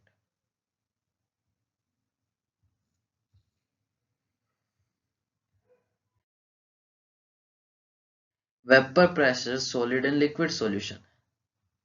जो vapour pressure है solid अगर present है liquid के अंदर तो क्या होगा? तो vapour pressure of solid and liquid solution lower than the vapour pressure of pure solvent. अगर लिक्विड इन लिक्विड सॉल्यूशन होता तो वेपर प्रेशर ज्यादा होता as compare to solid and liquid. Solid ने लिक्विड सॉल्यूशन के अंदर आके स्पेस ऑक्यूपाई कर लिया, जिससे कि लोअर हो जाता है vapour pressure. This is because the solute molecule become occupy some of the surface position। जो ये solute है, जो solid है, वो क्या करेगा? सरफेस पे सरफेस का कुछ हिस्सा ऑक्यूपाई कर लेगा, जिससे कि वेपर प्रेशर लग ही नहीं पाएगा, कम वेपर प्रोड्यूस होंगे। तो राउट्स लॉ क्या कहता है?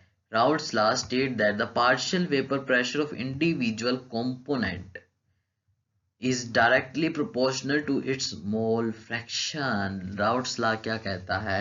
जो पार्शियल प्रेशर है इंडिविजुअल कंपोनेंट का इक्वल हो जाती है, डायरेक्टली प्रोपोर्शनल है मोल फ्रैक्शन के। मोल फ्रैक्शन क्या है? इकाई।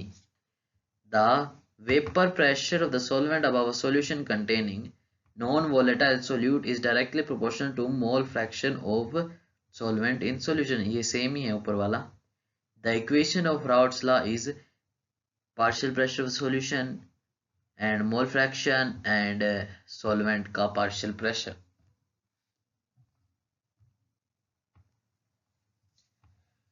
So this is from NCERT। हमारे पास दे रखा है A और B which is pure solvent, जिसके अंदर प्योर सॉल्वेंट है, यानी कि ये लिक्विड है, सिर्फ लिक्विड है, एक ही प्रकार का लिक्विड है। और अगर हम दूसरे में देखें तो 1 मोल ऑफ सॉल्वेंट है, 1 मोल ऑफ सोल्यूट है, जो कि कुछ देखते हैं कि decrease in the vapour pressure of the solvent on account of presence of solute in solvent.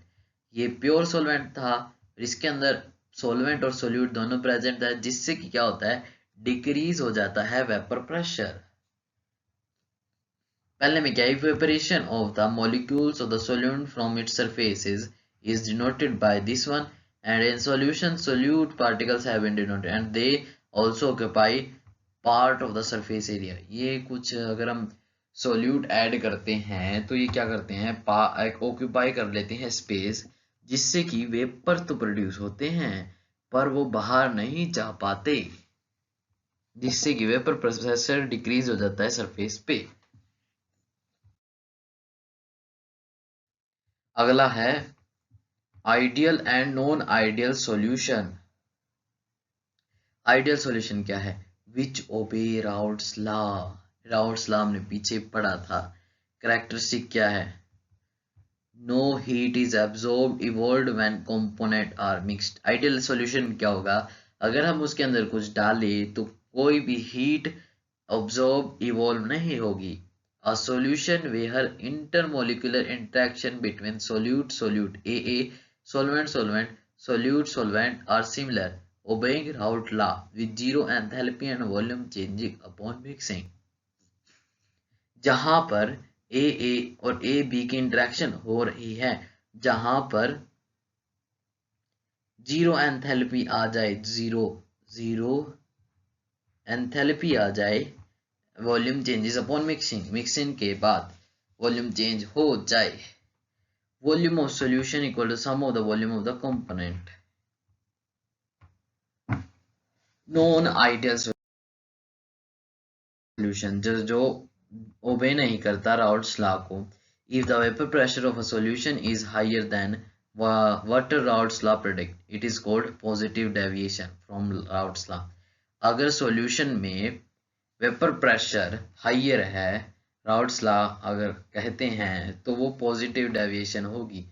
जैसे कि ये, जिसके अंदर वीक ए बी इंट्रैक्शन पाई जाए, वीक ए बी इंट्रैक्शन पाई जाए, वो पॉजिटिव डेविएशन शो करेगा। अगर स्ट्रॉन्ग ए बी इंट्रैक्शन है तो नेगेटिव डेविएशन होगी, ठीक है। If the vapour pressure of solution is lower than predicted, अगर वेपर प्रेशर लोअर है as compare to prediction of Raoult's law, तो we can say it is negative deviation. This indicates the stronger intermolecular interaction between the solute and solvent. Negative deviation है तो इसके अंदर solute और solvent के molecules के अंदर स्ट्रॉन्गर इंटरेक्शन होगी, जैसे कि मैंने यहाँ पर बताया कि वीक ए बी इंटरेक्शन है तो positive deviation, strong A B interaction है तो नेगेटिव वो डेविएशन। तो वही पॉजिटिव डेविएशन, कैसे positive deviation, in a solution showing positive deviation the interaction between the solute A and B molecules are weaker. पीछे बताया था मैंने, वीकर इंटरेक्शन होगी अगर ए और बी मॉलिक्यूल्स के अंदर, तो क्या होगा, पॉजिटिव डेविएशन शो करेगा, ठीक है। The vapor pressure of two component system as function composition of solute that show positive deviation from Raoult's law। ये पॉजिटिव डेविएशन शो कर रहा है और ये नेगेटिव डेविएशन शो कर रहा है। वही नेगेटिव डेविएशन जहां पर A B interaction is stronger than A B, strong A B interaction हो उसे कहते हैं negative deviation. Decrease this decrease the vapour pressure, जिससे कि वेपर प्रेशर डिक्रीज होते हैं।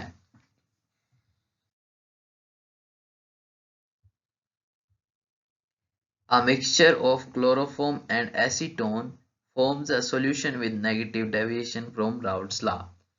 जब क्लोरोफॉर्म और एसीटोन मिक्स करते हैं और सॉल्यूशन बनाते हैं तो वह नेगेटिव डेविएशन शो करते हैं, यानी कि उनके बीच में स्ट्रॉन्ग फोर्स ऑफ अट्रैक्शन है, ये उनके मॉलिक्यूल्स के, क्लोरोफॉर्म और एसीटोन के, इसीलिए नेगेटिव क्या कहते हैं, नेगेटिव डेविएशन शो करता है। This is because chloroform molecule is able to form hydrogen bond. हमें पता है हाइड्रोजन बॉन्डिंग बहुत स्ट्रॉन्ग बॉन्डिंग होती है।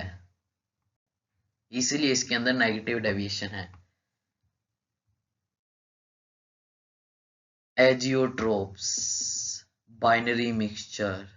एजियोट्रोप को बाइनरी मिक्सचर भी कहते हैं कि जिसमें सिर्फ वन सॉल्यूट और वन सॉल्वेंट इज प्रेजेंट। ये azeotropes boils at a constant temperature at a certain composition.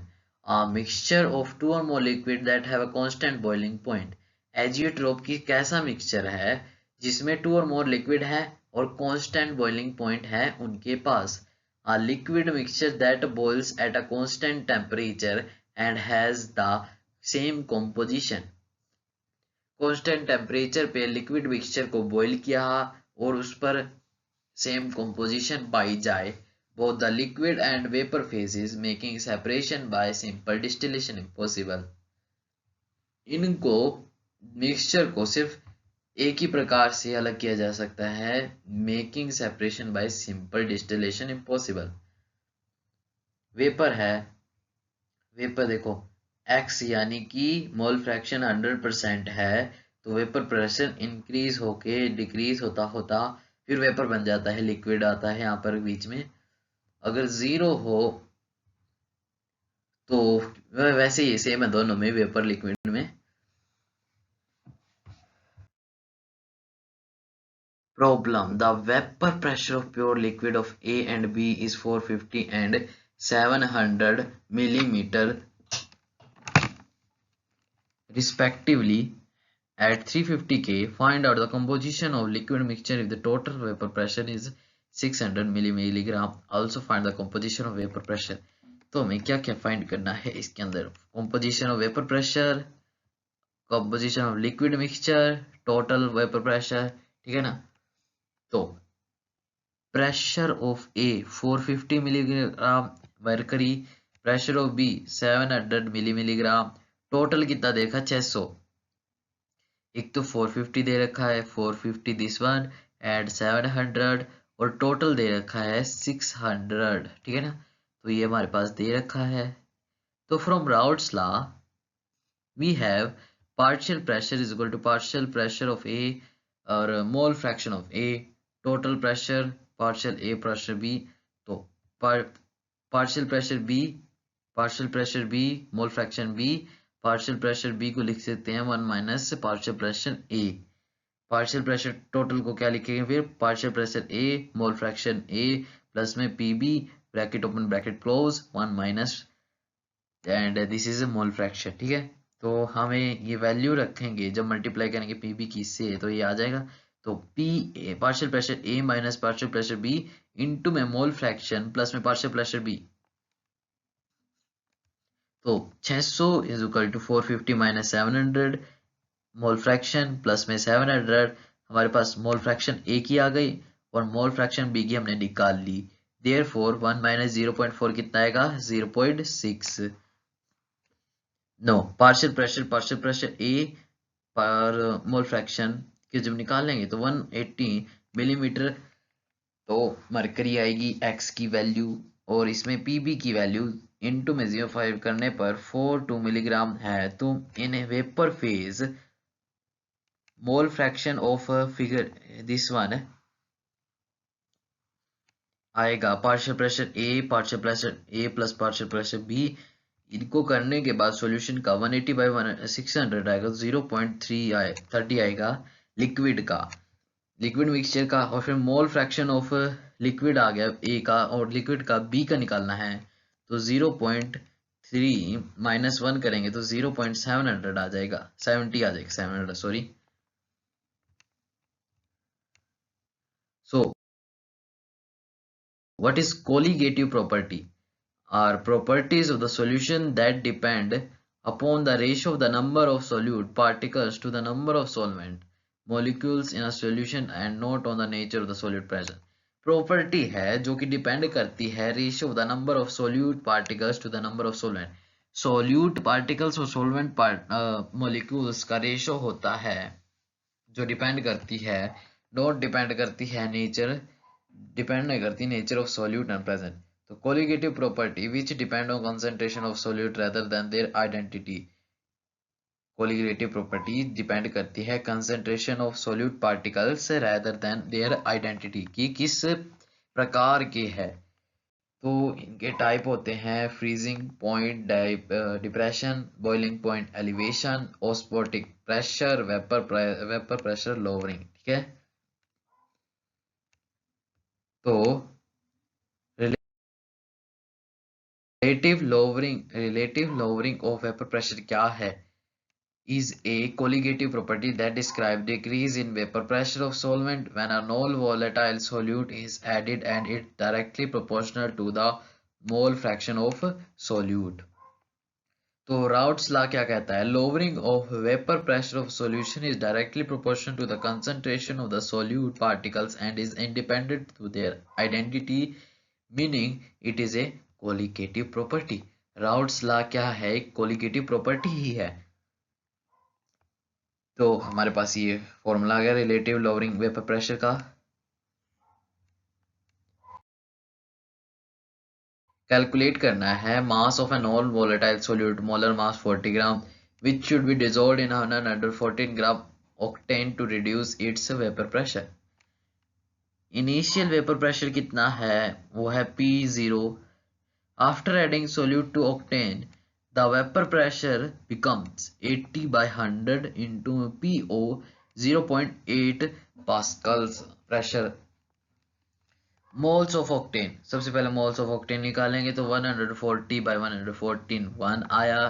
तो मोलर मास कितना आएगा? 114 for octane. Using routes law के अकॉर्डिंग जो PO माइनस P है बटे में P हो इक्वल टू कितना है? X, जो कि क्या है?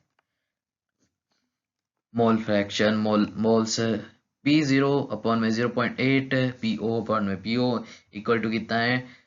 Weight upon 40, weight upon 40 plus में 1 क्या है? नंबर ऑफ मोल्स है। 0.20 अप इनटू में इक्वल टू में 0.25 मास, 1 प्लस 0.25 मास है। तो 0.20 प्लस में 0.005 वेट इक्वल टू 0.025 वेट। तो 0.20 इक्वल टू 0.02 वेट। तो W is equal to 0.20 divided by 0.02, तो कितना आएगा हमारे पास? 10 ग्राम। तो हमारे पास कितना आया कैलकुलेट मास का? कैलकुलेट मास किया तो नॉन वर्टाइल सॉल्यूट का, तो हमारे पास है 10 gram. Boiling point elevation, the boiling point of solution is always higher.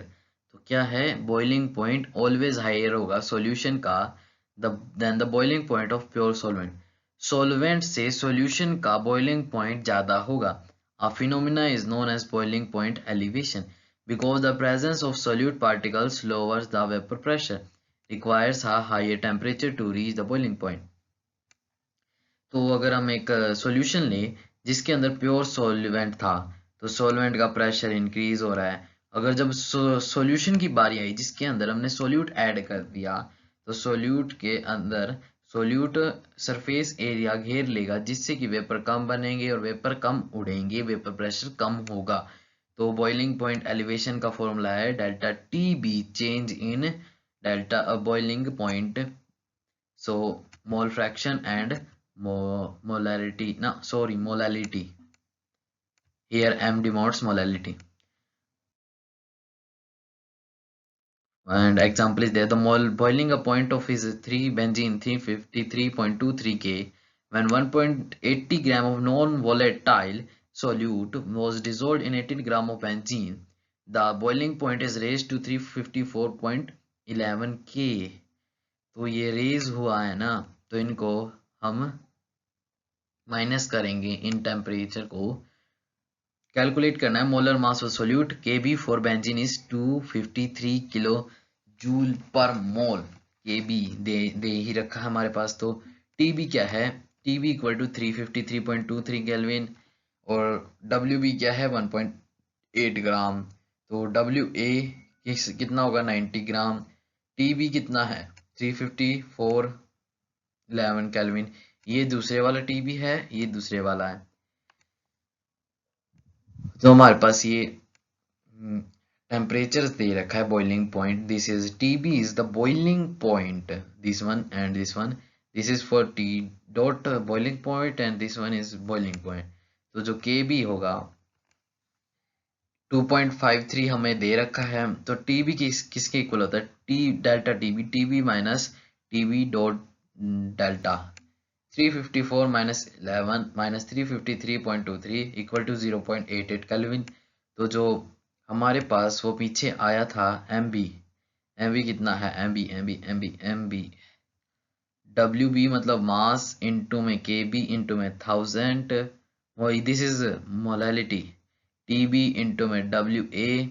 तो इनको जब सॉल्व करेंगे तो हमारे पास आएगा 758 ग्राम और 57.5 मोल्स, ग्राम पर मोल।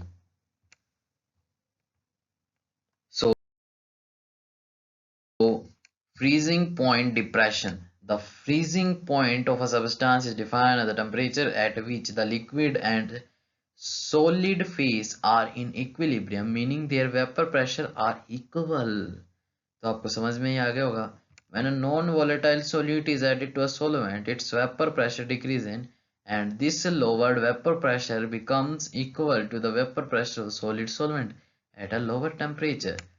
TF equal to i into में KF इंटू में M।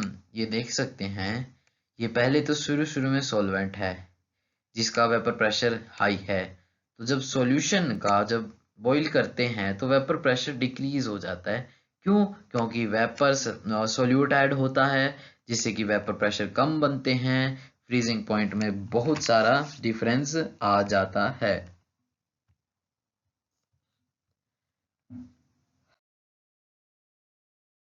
1 gram of non-electrolyte solute dissolved in 15 gram of benzene lowered the freezing point of benzene by 0.14 K. The freezing point depression constant of benzene is 5.12 Kelvin kg per mole. Find the molar mass of solute.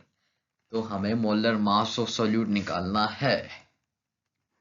तो given that they रखा है mass of non electrolyte solute 1 gram, mass of the solvent 58 gram, depression in freezing point 0.40 kelvin, KF of the solvent is 512 kilojoule per mole, Kelvin per joule.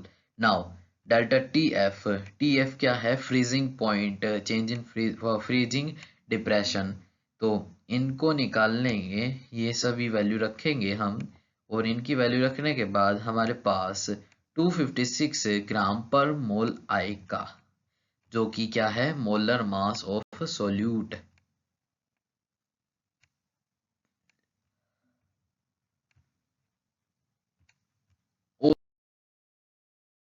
Osmosis, if we know that osmosis क्या है, osmosis क्या है, is an type of diffusion। Diffusion भी क्या है, osmosis अगर हम simple language में बताए तो जो वाटर मॉलिक्यूल्स का मूवमेंट है higher concentration to lower concentration, उसे osmosis कहते हैं। The spontaneous movement of solvent molecule like water across a semi-permeable membrane from a region of lower solute concentration to region of higher solute concentration, कि lower concentration से higher concentration और higher concentration से lower concentration पे जाते हैं, aiming to equalise solute concentration on both side. This is level solution rise in these osmosis funnel due to osmosis of solvent। तो osmotic pressure क्या है, the minimum pressure required to prevent the inward flow of solution pure solvent across a semi-permeable membrane is called osmotic pressure। तो अगर हम देखें तो अगर हम यहाँ प्रेशर लगाएं ताकि रोक सके इनवर्ड फ्लो को, अंदर की आने वाले फ्लो को, ताकि ये बाकी के पार्टिकल्स अंदर ना आ सके, तो इसके लिए फॉर्मूला है पाई इक्वल टू MRT। यहाँ पर M क्या है, मोलैरिटी, R क्या है 0.08206, T क्या है, टेम्परेचर। ये डिपेंड करता है molarity note molality of the solution. pressure measurement is around the room temperature.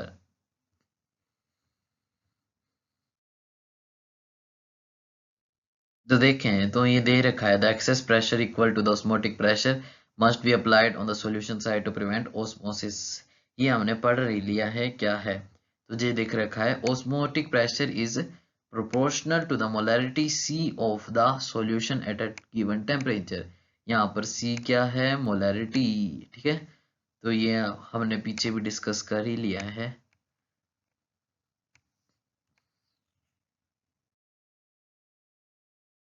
In the context of osmotic pressure, very interesting topic।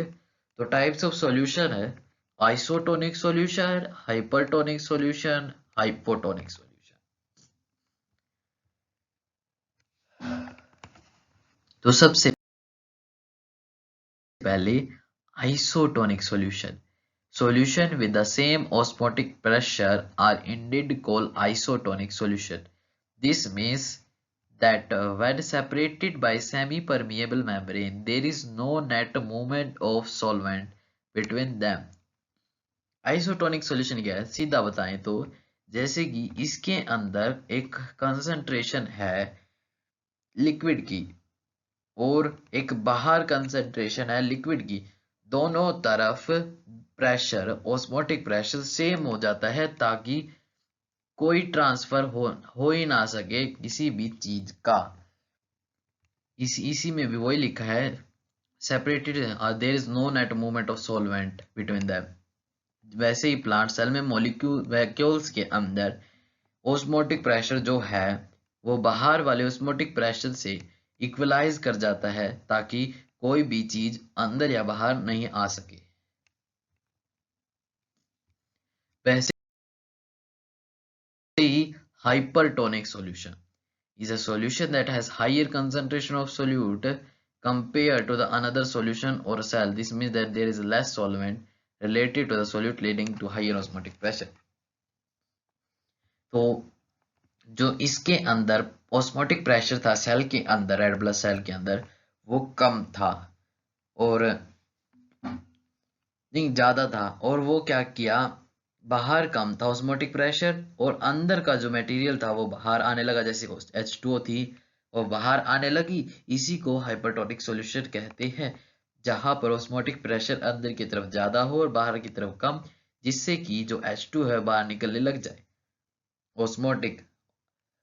वैसे ही प्लांट सेल के अंदर वैक्यूल्स के अंदर ऑस्मोटिक प्रेशर ज्यादा हो जाता है और बाहर कम, जिससे कि वाटर बाहर आने लग जाता है, movement of water outside of the cell। Then there is hypotonic solution। Hypotonic solution, hypotonic solution is a solution that has a contraction। This is very wrong, it is not hypertonic। So I will tell hypotonic solution क्या है। जब क्या है कि अंदर की तरफ cell के ऑस्मोटिक प्रेशर कम हो जाता है, यानी कि H2O बहुत ही कम नेग्लेक्टेड रूप में, जिससे कि जो बाहर का ऑस्मोटिक प्रेशर हाई हो जाता है, जिससे कि H2O अंदर की तरफ जाने लगती है। वैसे इसके अंदर है ऑस्मोटिक प्रेशर ज्यादा है बाहर, अंदर कम है, तो अंदर की तरफ H2O ट्रेवल करेगी, जिससे कि सेल जो है वो स्वेलो हो जाएगा।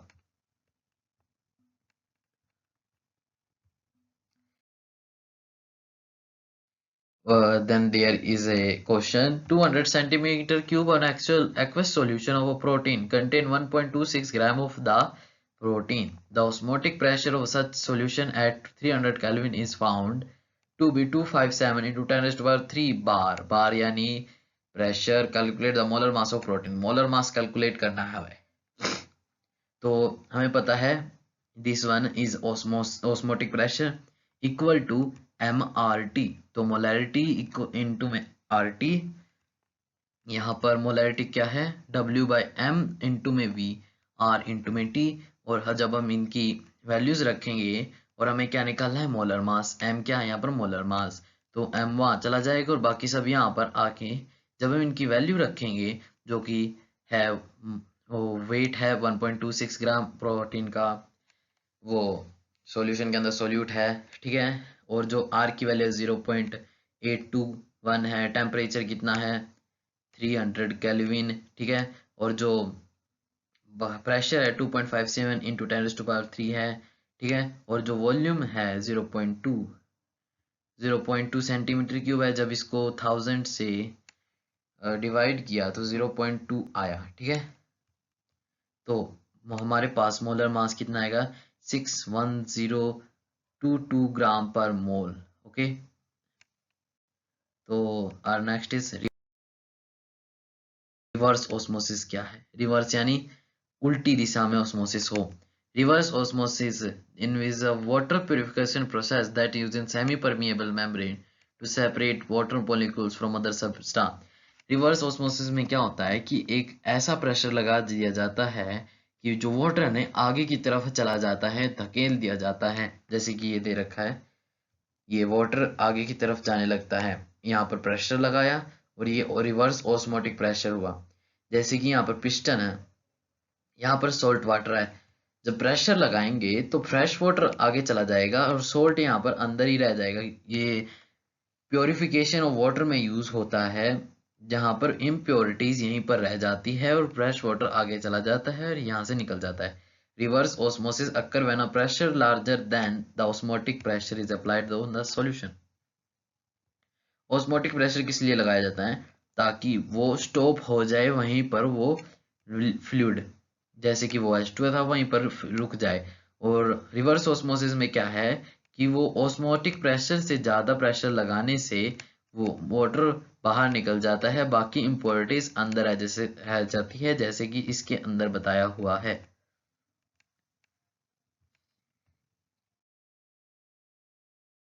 So next is question. Two element A and B are more compound having formula AB2 AB4. When dissolved in 20 gram of benzene, 1 gram of AB2 lowers the freezing point 2.3 Kelvin, where 1 gram of AB4 lowers 1.3 gram. The molar depression constant for benzene is 5.1 Kelvin kilojoule mole per। Calculate atomic mass calculate करना है। तो हमें पता है कि जो molality है वो इसके इक्वल है वैल्यूज के। तो मोलिकुलर मास ऑफ AB2 कितना होगा 110.86 ग्राम, और मोलिकुलर मास AB4 का कितना होगा 196.5।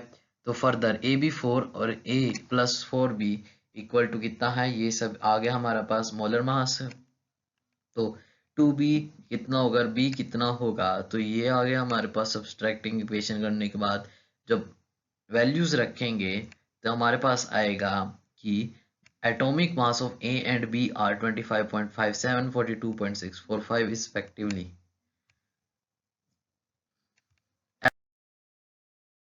एबनॉर्मल मोलर मास क्या है। Abnormal molar mass occur when the molar mass calculated from colligative properties differs from the expected theoretical value due to solute association or dissociation in solution। Van 't Hoff factor क्या है। The Van 't Hoff factor is defined as the ratio of particle concentrated to the substance concentration by mass when the substance is dissolved।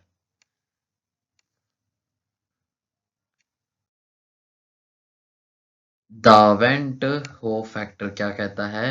The Van 't Hoff factor is the ratio between the actual concentration of particles produced when the substance is dissolved and the formal concentration that would be expected from its chemical formula for most known electrolyte dissolved in water। Van 't Hoff जब sucrose dissolved but does not dissociate ना हो water में dissolved होने के बाद, तो जो Van 't Hoff factor है वो 1 होगा। सोडियम क्लोराइड डिसोशिएट कर जाता है 2 आयन में, तो उसका Van 't Hoff फैक्टर 2 होगा। जैसे कि कैल्शियम क्लोराइड 3 फैक्टरों में डिसोशिएट हो जाता है 3 आयन में, तो Van 't Hoff फैक्टर कितना होगा 3।